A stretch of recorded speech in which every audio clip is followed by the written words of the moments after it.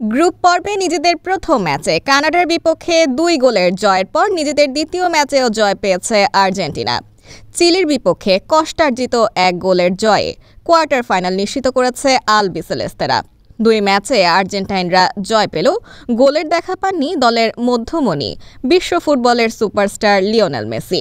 মেসির গোলশূন্য ম্যাচে তাই জয় পেতে কিছুটা ভুগতে হয় সতীর্থদের। ম্যাচের প্রথমার্ধে গোলের জন্য মরিয়া হয়ে ওঠা আর্জেন্টাইনরা ১৩টি শট নিয়েছিলেন চিলির গোলপোস্টে।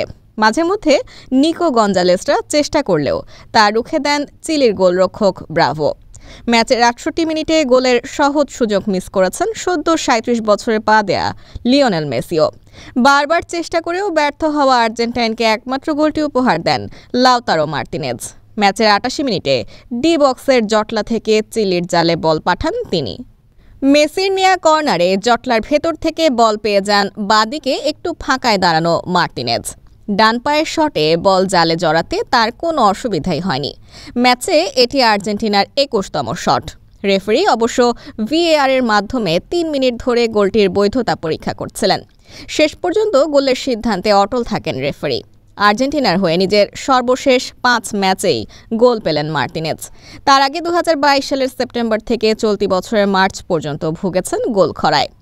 আর্জেন্টাইনদের হয়ে টানা ৫ ম্যাচ গোলের দেখা পাওয়া মার্তিনেজ যোগ করার সময়ে ডি মারিয়ার পাস থেকে নিজের দ্বিতীয় গোলের সহজ সুযোগ নষ্ট করেন। ম্যাচের ৯৫ মিনিটে চিলির ডি বক্সে আনহেল ডি মারিয়া ক্রস করে তার পায়ে বল দিলেও ব্রাভোকে ফাঁকি দিতে পারেননি মার্তিনেজ। ৪১ বছর বয়সী ব্রাভোর এই ম্যাচে এটি ছিল ৮ম সেভ। কোপার ইতিহাসে সবচেয়ে বয়স্ক গোলকিপার চিলির এই গোলরক্ষক। গ্রুপ এ নিজেদের ২টি ম্যাচই জিতে মোট ৬ পয়েন্ট নিয়ে কোয়ার্টার ফাইনালে উঠল আর্জেন্টিনা। পেরুর বিপক্ষে শেষ ম্যাচটি খেলবে স্কালোনির দল। অন্য ম্যাচে পেরুকে ১-০ গোলে হারানো কানাডা ২ ম্যাচে ৩ পয়েন্ট নিয়ে দ্বিতীয়। সমান ম্যাচে ১ পয়েন্ট পাওয়া চিলি তৃতীয় এবং চতুর্থ পেরু। ২ ম্যাচে পেরুর সংগ্রহ ১ পয়েন্ট। ডিফেন্ডিং চ্যাম্পিয়ন আর্জেন্টিনার প্রথম বিশ্বকাপ জয়ের ৪৬ বছর পূর্তির দিনে চিলির বিপক্ষে প্রতিশোধও নেওয়া হলো তাদের। নিউ জার্সির এই মাঠেই ২০১৬ কোপা আমেরিকা ফাইনালে টাইব্রেকারে চিলির কাছে হেরে স্বপ্নভঙ্গ হয়েছিল আর্জেন্টিনার। সেই হারের পর আর্জেন্টিনার জার্সি তুলে রাখার ঘোষণা দিয়েছিলেন মেসি। তবে ৭ সপ্তাহ পরই সিদ্ধান্ত পাল্টে ফিরেছিলেন জাতীয় দলে। ফিরেই লিওনেল মেসি যে ২০২২ বিশ্বকাপে নিয়ে গেছেন অনন্য উচ্চতায়।